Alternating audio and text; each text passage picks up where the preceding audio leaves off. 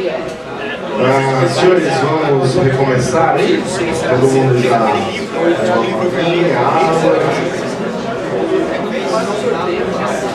Quanto antes a gente recomeçar, mais rápido vai ser o almoço. Beleza? Agora o Eduardo Neves vai falar aqui sobre carreira, né? Carreira e segurança da informação.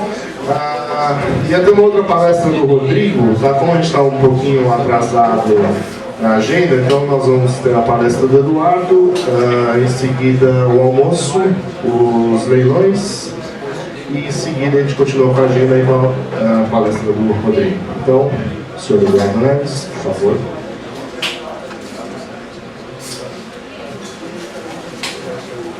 Bom dia. Olá. Só no fundão, não faz que nenhum fica não, presta atenção. Bom, está cortado, não é proposital, de ótimo arquivo, mas a apresentação está legal. A ideia dessa apresentação é fazer um bate-papo sobre tendências do mercado de segurança da informação para a gente que trabalha na área. Então, mostrar um pouco do que tem acontecido nas empresas, como que os nossos colegas, os profissionais dessa área, têm se desenvolvido dentro das empresas, ou não, e algumas propostas minhas para melhorar o que talvez alguns de nós achem que está errado. Então, a primeira pergunta é: quem somos nós? Existe uma discussão muito grande sobre qual é o papel do profissional de segurança da informação. Talvez para quem esteja na área há pouco tempo seja uma coisa nova, mas eu estou na área há 10 anos, deve ter gente que com mais tempo ainda do que eu. Deve não, certamente. E essa discussão existe desde sempre. E o foco da questão é o seguinte: a segurança da informação só vai importar alguma coisa para o negócio quando ela agregar valor. Não estamos falando aí daquela discussão já desgastada de ROI, se tem, se não tem. O negócio é o seguinte: o que a empresa ganha ou deixa de perder com isso? Apesar de ser uma obviedade, não é muito bem praticada por nós mesmos. É isso que eu acho que a gente tem que mudar. E aí vem o problema. Já sei, eu tenho algumas pessoas aqui que me conhecem bem, até brincam comigo, ou me sacaneiam, depende do ponto de vista. Quando você vê uma vaga no mercado de trabalho que tem um profissional de segurança da informação, um PMP, CISP, 5 anos de experiência, 18 mil horas em projeto para ser analista de segurança júnior. É loucura? Não, não é loucura, isso acontece com alguma frequência. E por aí vai. Mas aí tem a questão: o mercado não sabe o que ele quer, ou é a gente que não consegue se posicionar como um profissional que tem uma carreira, que tem várias áreas onde pode se especializar, e não é simplesmente um hacker no termo pejorativo que é usado pela mídia. Hacker, acho que todo mundo que está aqui dentro tem um pouquinho na veia. Eu, por exemplo, a primeira e segunda apresentação eu gostei muito, a terceira eu não entendi nada. Mas eu acho que o meu papel hacker vai ser falar sobre alguma coisa que eu sei um pouquinho. E aí tem aqui uma visão, um gráfico que eu tirei aqui da última pesquisa do Risk Square sobre quem somos nós. Eu considero essa pesquisa interessante, mas ela não é representativa do ponto de vista Brasil. Isso daqui é muito mercado americano. E também não é tão representativo do ponto de vista, então são esses caras do mercado americano. Eu vejo com uma outra ótica: são esses caras que responderam à pesquisa. Então você viu pouquíssimos, eu consolidei, tinham vários cargos, mais de 20 cargos diferentes, eu coloquei em direção, gestão, processuais e por aí vai. E se você olhar, técnicas, tem 25%. Teoricamente isso é pouco. Isso é pouco para o mercado que a gente conhece nos Estados Unidos. Mas mostra quem são as pessoas que se expõem, que participam de uma pesquisa que vai alimentar o Risk Square da vida para saber o que a gente pode melhorar no mercado, uma vez que é uma das instituições que trabalham para promover a segurança da informação no mundo. E aí, com base naquilo, vem um outro problema que a gente enfrenta, que é o que as empresas querem. Você vê aí muita gente reclamando que não tem dinheiro para implementar um programa de, gerenciamento de patches ou de resposta a incidentes ou por aí vai. Isso vai acontecer sempre. Esses 3 caras ali não sabem muito bem o que eles querem. Eles sabem onde eles querem chegar. O que eles querem, eles pagam a gente que nem a gente para dizer. E aí vem o seguinte, o que o CEO fala? Sempre, como é que eu vou ganhar dinheiro? Como é que eu vou crescer o valor das ações? Como é que eu vou engordar o meu bolso no fim do ano? O CEO, o cara está me pressionando, como é que eu vou conseguir fazer isso? Não faço a menor ideia. O cara da área de negócios, homologação, você está maluco? Bota isso em produção, senão eu vou perder dinheiro. Eu vi isso. E a gente, como é que eu faço isso? Tá ruim para mim, tá ruim para você, tá ruim para todo mundo, e essa situação, isso não é Brasil, isso daqui eu tirei de uma adaptação, de uma outra apresentação do Gartner, que foi feita algumas semanas aqui em São Paulo, que mostra isso em tecnologia no geral, e para a gente acaba caindo na mesma questão. E aí, acho que aqui começa a mostrar um pouco da resposta de por que aquele slide tem visões tão diferentes sobre a mesma coisa.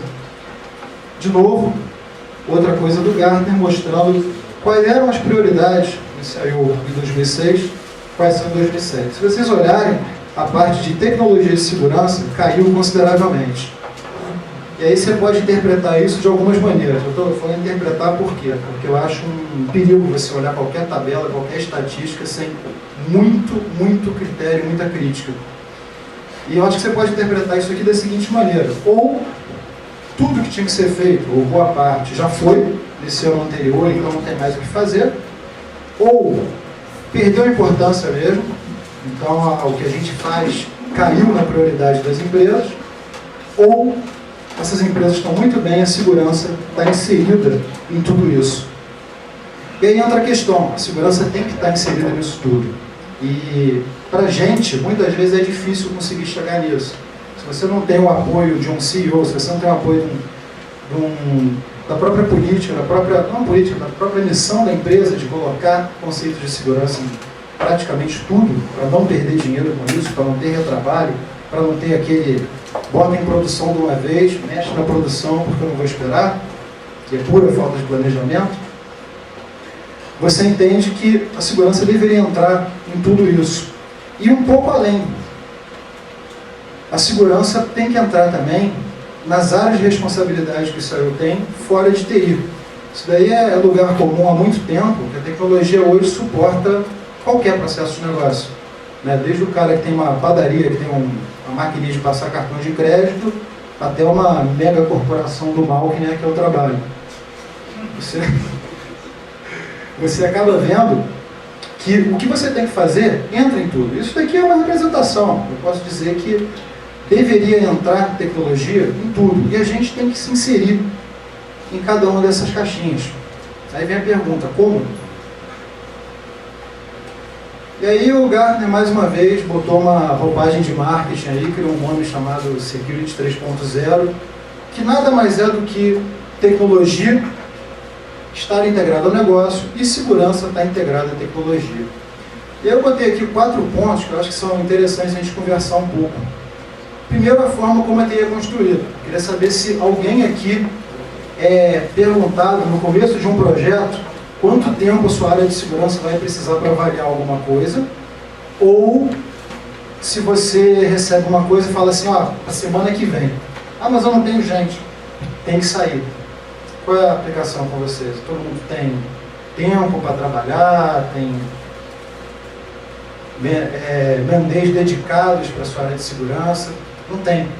É muito difícil acontecer. Eu trabalho em uma empresa grande, interajo com muita gente de outras ainda maiores e nunca vi isso. Acho que só em alguns bancos isso tem, assim mesmo, deve ser uma pressão danada para o trabalho. E aí entra a questão seguinte, a gente tem que estar desde o começo daquilo ali. E não adianta você querer entrar numa discussão de negócio falando para o cara que se ele não atualizar o antivírus, ele pode vir a ter uma perda, parará. Você tem que identificar o que realmente vale para aquela iniciativa e focar a segurança ali. Eu acho que o que a gente viu na segunda apresentação do Augusto mostrou muito bem que qualquer processo de segurança, qualquer tecnologia que você implementa, tem aquela parte que muita gente gosta de trabalhar com ferramentas, de você botar coisas na rede, aplicações, etc. e tal, E tem processo, que são duas vertentes que tem que trabalhar em conjunto ou uma das duas vai funcionar direito. E aqui é a mesma coisa, ou essas duas vertentes trabalham para ajudar a construir a TI, ou seja, para entrar no projeto de qualquer tipo e colocar os seus conceitos desde o começo, ou não vai funcionar. Segundo, como é que as soluções de negócio são desenvolvidas? Aquele velho negócio. A área fim da empresa determina, não é bem assim, não. O marketing cria alguma coisa impossível de fazer, a área de venda tem que vender aquilo e a área de tecnologia tem que botar para rodar. Como? O cara de marketing não vai saber te dizer. Como sempre. Mas, de qualquer forma, o que acontece? A gente tem que entrar nesse desenvolvimento daqui de uma maneira um pouco mais agressiva. Eu não digo agressiva usando um discurso de novo food, não é isso. É agressivo sabendo muito bem o que você tem que fazer, sabendo muito bem que competências você tem que eleger, pessoas com quais especialidades para poder fazer um trabalho bem feito aqui, para você ser respeitado e ouvido nesse começo aqui. Então o cara não vai deixar de te chamar porque você vai travar o processo dele, ele vai te chamar porque você vai evitar que ele perca dinheiro e possivelmente vai reduzir o custo do projeto dele. Quem paga pelos controles de segurança? Isso é uma outra questão bastante estranha de você falar, porque historicamente nas empresas, TI tem um orçamento que é dividido com várias áreas, e algumas empresas, itens como backup, itens como servidor, itens como MIPS e mainframe começam a ser colocados como custo das áreas. Segurança é a mesma coisa. É uma abordagem que é muito difícil, mas que quando você consegue chegar nesse nível de maturidade funciona muito bem, é o seguinte: você tem uma coisa para fazer, legal. Você vai ter uma etapa que você obrigatoriamente vai ter que passar pela área de TI. A área de TI vai ter que mover segurança. Vai ter um custo, a área de negócio vai ter que pagar. Ah, mas isso é impossível, cara. Para de falar besteira aí na frente. Não é bem isso, funciona. Tá, na empresa que eu trabalho, está funcionando assim, e foi uma coisa rápida. A gente levou 5 anos para implementar. Hoje, realmente, é muito bom. Foi um pouco de tiro no pé, porque hoje o meu pessoal tem muito mais trabalho do que tinha, mas o negócio está funcionando. A gente acaba tendo uma carga de trabalho muito grande no começo, mas o retrabalho tem caído, em alguns casos não tem nem acontecido. E a forma como você gasta o seu tempo. De novo, se você não tem um planejamento para fazer tudo isso daí, você vai sempre trabalhar demais, produzir de menos, e o seu trabalho muitas vezes vai ser irrelevante para o negócio. E aí, essa primeira parte que eu quis mostrar, mais ou menos como eu estou vendo o mercado e como que o mercado vê a gente na minha visão. E aí tem outra questão. Isso tudo é muito interessante, mas como é que você chega lá? Aí a gente volta lá para aquele primeiro slide, segundo slide, onde você fala do que as empresas querem e o que a gente tem a oferecer. E aí vem o que faz um bom profissional.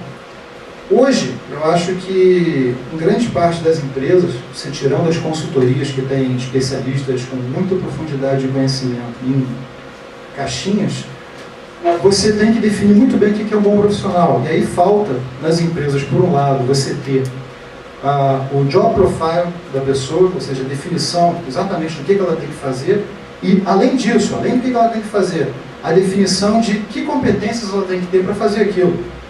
E aí você começa a cair naquelas maluquices do cara precisar ser CISP para ser um analista de segurança que vai ficar depurando base de log. É aí que você cai, e não tendo uma competência técnica para isso. E aí vem as perguntas: o que a empresa precisa? Se ela não tiver uma definição clara de qual é a função da segurança, de que profissionais precisam-se para colocar aquela função de segurança funcionando a contento, funcionando como a empresa espera que seja, ela não vai conseguir dizer isso daqui. E aí a gente entra, o que a gente tem a oferecer? Eu acho que o nosso papel é muitas vezes colocar e assumir de novo uma postura um pouco agressiva para poder dizer onde a gente pode contribuir, o que a gente precisa e quais pessoas podem realmente agregar valor ao negócio, ao invés de simplesmente esse agregar valor ao negócio uma outra buzzword como empresa com musculatura, DNA da sua marca, essas palhaçadas. E o que você realmente quer fazer? Essa é uma outra questão que eu tenho, que eu vejo que muita gente mais nova na área acaba se perguntando. Você, de repente, tem uma oportunidade de entrar numa empresa, você é um cara muito focado em processo, ao contrário, você é um cara muito focado em servidores e a vaga é para processo. Você entra e você não faz um trabalho bem feito, e você não faz o que você gosta, você acaba saindo e fica mal para todo mundo, para você, para a empresa. E aí eu acho que a questão que quem está começando na área, ou quem está querendo mudar um pouco de carreira, ou não está satisfeito com o que está fazendo, é o que você quer fazer.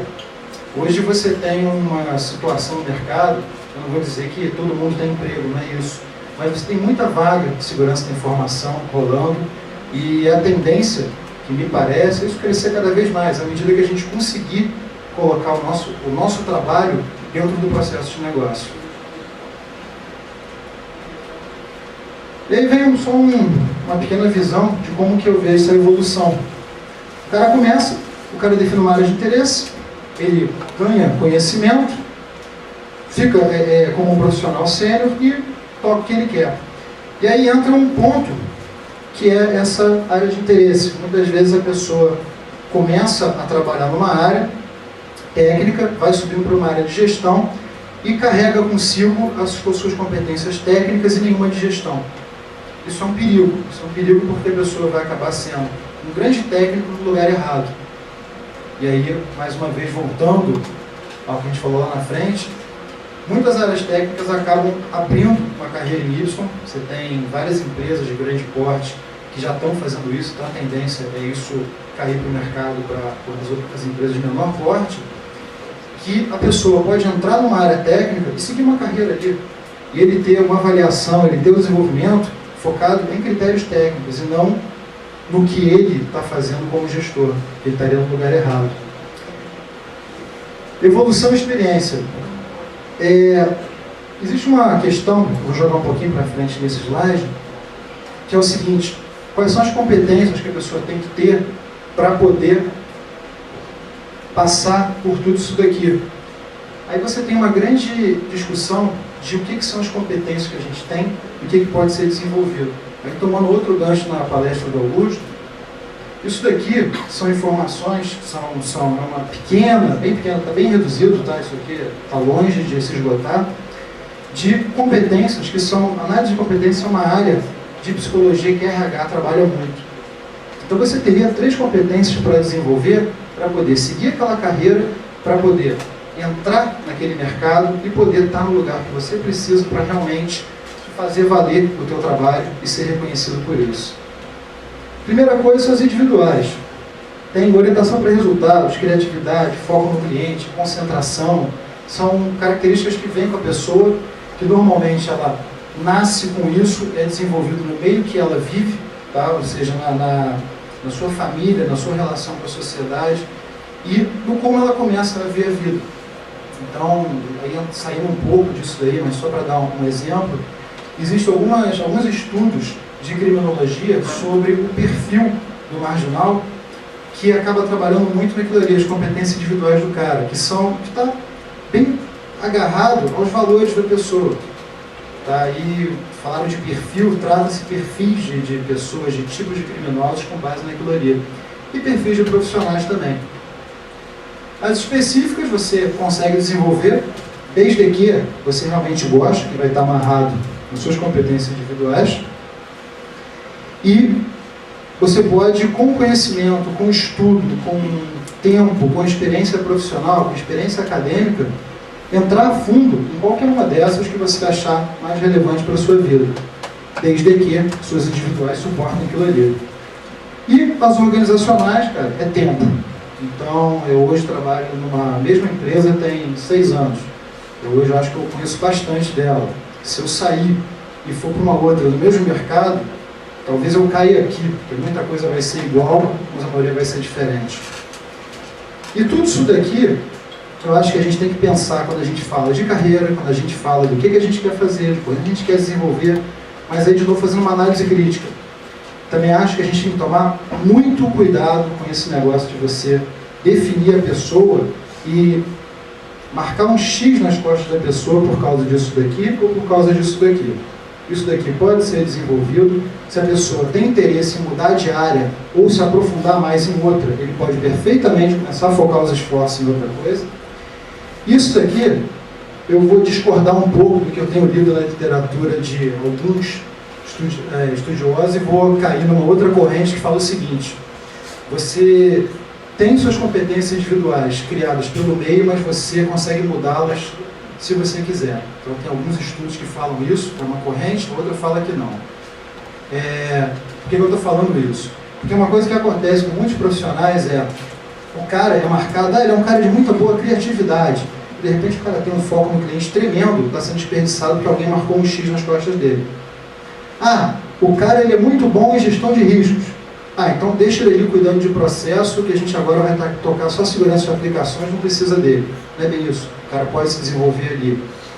E essa confusão que acontece, ela ocorre em parte, novamente, pelo modo que as empresas rotulam o profissional. Então você tem uma série de quadrantes que você coloca as pessoas de acordo com o seu comportamento.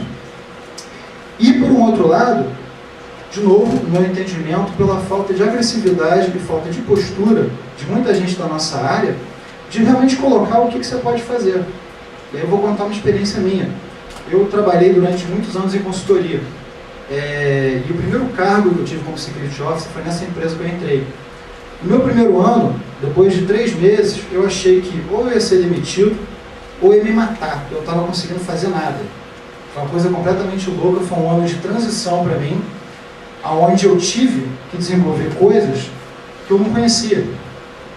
Dessas 3 daí, talvez a última que eu tivesse muito desenvolvido.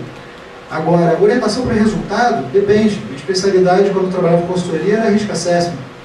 Então, dificilmente eu vi uma coisa chegar no final, ou eu conseguia olhar que aquela carga de trabalho que eu estimei quando consultor para resolver um problema, no mundo real não era bem assim. Você tem outras coisas para fazer, você tem um operacional, você tem um legado para tocar e por aí vai. E eu tive que passar um ano mudando completamente minha maneira de trabalhar. Deu certo, deu tão certo que eu estou empregado até hoje, graças a Deus.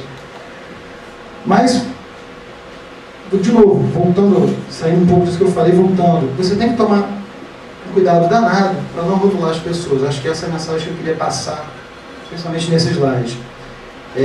Rotular é perigoso para a empresa, é perigoso para as pessoas e é perigoso para a sociedade, como a gente tem exemplos na história desde sempre.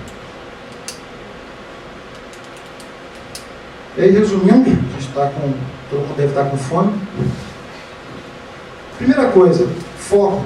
Tenha certeza do que o seu cliente quer.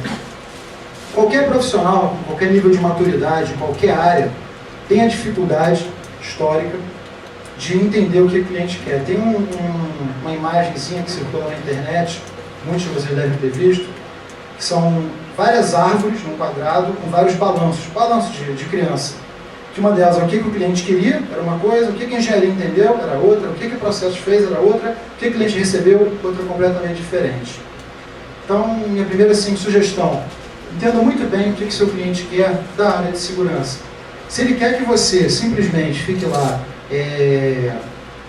fazendo update de patch, mexendo com controle de acesso, criando política de senha, de repente é o momento de você ou batalhar para esse negócio ampliar um pouco o escopo, ou trocar de emprego.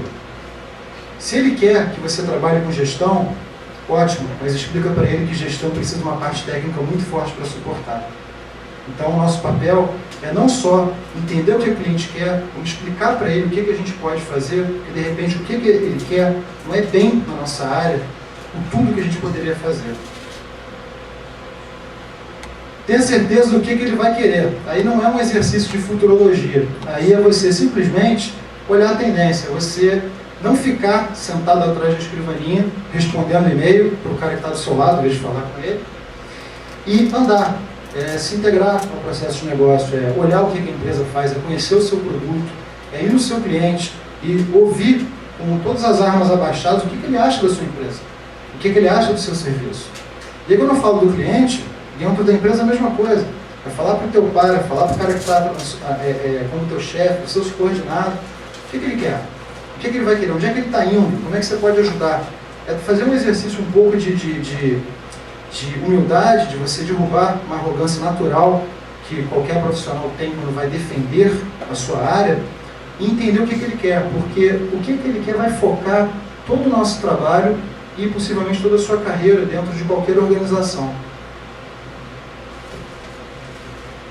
Esse daí eu coloquei porque esse traço um caminho se afasta muito dele, porque muitas vezes você tem pessoas que trabalham na área de segurança, tem todo um background muito grande, um conhecimento muito bom, e não consegue fazer o que tem que fazer porque a empresa tem uma outra orientação, porque a empresa não está muito bem consciente do que você pode fazer, e ele acaba indo para o lado negro da força, ou seja, ele acaba largando de mão, ele desiste, ele faz o que ele tem que fazer para receber o salário dele. Eu acho isso um erro, eu acho que isso é um atentado, é um suicídio profissional, que você possivelmente vai achar muito bom receber aquele dinheiro, mas vai ter um momento que você vai se sentir desrespeitado. Essa não aconteceu comigo ainda, mas eu já vi gente muito perto de mim fazer isso. Então, se você tem uma orientação de segurança focada, né, atrelada, o que a sua empresa está fazendo, e você acha que o que ela está fazendo está errado, fala. Você discute, você se impõe, você fala a linguagem da empresa de maneira clara. De novo, batendo nessa tecla. Não adianta ficar falando de patch, senha e outras buzzwords. Você tem que falar o que o cara entende. Falar o que ele entende, como você pode, no seu caminho, ajudar o caminho dele. E aí vem um outro ponto, ligado ao anterior, que é você não só respeitar o que ele quer, mas ser respeitado também.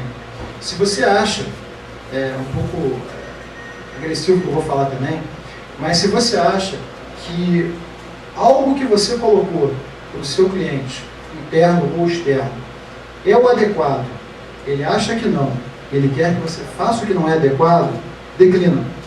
Eu acho que é melhor você perder um negócio que vai dar problema, ou tem a probabilidade muito alta de dar problema, do que você estuprar o seu respeito profissional ao assumir uma postura que, não, vou fazer o que o cliente quer.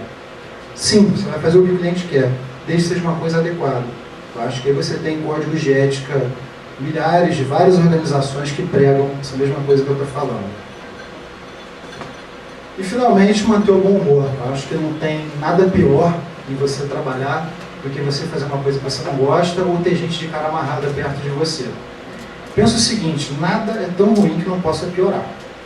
Então, se o seu cliente, se a sua empresa está muito ruim, olha bem em volta e vê se realmente os seus amigos que estão nas outras empresas têm um trabalho que eles acham, não, meu trabalho é muito bom, eles estão falando isso para se defender e estão na mesma situação que você. É manter o bom humor, fazer o seu trabalho e, de novo, se você acha que a sua carreira precisa de uma mudança, precisa sacudir, tenta sair um pouco da sua área, tenta sair da sua caixa, procurar outras competências para desenvolver que você pode surpreender no final. E sorte é papo de cartomante. Espero que não ofenda ninguém. Eu sou ateu, não acredito em nada disso. Eu acho que cada um faz o seu destino. Eu acho que cada um de nós consegue alcançar uma meta desde que trace um caminho, não se afaste muito dele e consiga desenvolver o seu trabalho com base no que gosta e no que sabe fazer bem feito. E se não sabe fazer bem feito, desenvolver para saber, desde que goste. Ficou meio complicado isso. É isso, eu vou colocar a apresentação no site essa semana, não sei que horas, e vou colocar uma série de links para os estudos e para as pesquisas que eu usei para fazer isso daí. É tudo público, está disponível na internet. É isso. Então, dúvidas, fome. Você recomenda então fazer a administração de empresa ao invés de fazer a computação? Talvez, depende do que você quer. Eu fiz. Eu fiz administração de empresas e eu me especializei em gestão de processos. Eu trabalho com segurança. Ou história, tem gente que faz história. A gente faz história. Eu acho que depende muito. Eu acho que depende muito do que você quer fazer. Eu tenho colegas que começaram na área técnica, que têm mestrado em coisas muito especializadas em tecnologia e acabaram fazendo ou um doutorado ou uma outra faculdade, só pós não isso nenhum, uma outra faculdade em áreas humanas. Isso mudou muito a vida deles. A gente tem um colega que está aqui, se ele quiser se manifestar, tudo bem, se não fica quieto, que ele é um cara extremamente técnico há um ano atrás. Ele é um cara que teve um treinamento tremendo da empresa que ele trabalha e ele hoje é um gestor de primeira. É um cara responsável por muito dinheiro na empresa dele. É um cara que veio da área técnica, mas ele quis mudar, focou o ensinamento dele nisso daí, aprendeu e mudou. Você está dando a entender que a capacidade técnica do cara não é tão importante quanto a capacidade do jogo de cintura com o pessoal da empresa. Eu acho que a capacidade técnica do cara, ela é extremamente importante desde que esteja no lugar certo. Eu acho que, de novo, você colocar um cara com alto conhecimento técnico para ser gestor sem conhecimento de gestão, não vai dar certo. Da mesma maneira que você pegar um cara que nem eu, para assistir a apresentação que teve antes da minha, eu olhava aquilo ali e falava, eu screensaver, eu não estou entendendo nada. Não é minha competência, não é uma coisa que eu tenho o menor conhecimento, mas eu também não tenho a menor vergonha de falar isso. Acho que é algo que a gente tem que saber falar.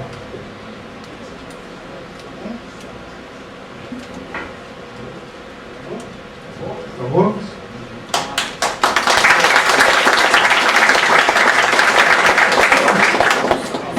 Bom, gente, obrigado. Bom apetite. O que a gente vai almoçar? Não é.